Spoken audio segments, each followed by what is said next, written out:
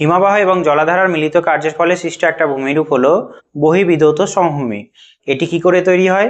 হিমবাহের পাদদেশে হিমবাহ গলার জল দ্বারা বাহিত পদার্থগুলো অনেকটা দূর বিস্তৃত হয়ে সুবিস্তৃত যে মৃদু ঢালু সমভূমি তৈরি করে, তখন তাকে বলা হয় বহির্বিধৌত সমভূমি। আইসল্যান্ডে একে স্যান্দুর বলে।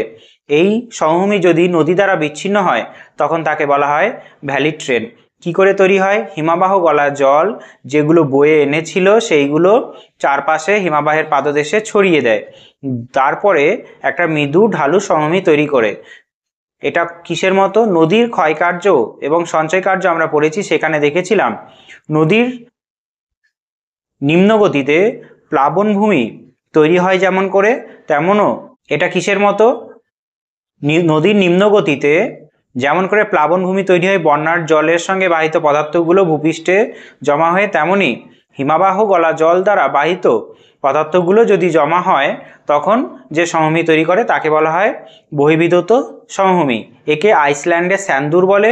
এবং এই বহির্বিধৌত সমভূমি যদি নদী দ্বারা বিচ্ছিন্ন হয় তখন তাকে বলা হবে কি? Valley train. অবশ্যই মনে রাখবে এটা কোথায় তৈরি হবে?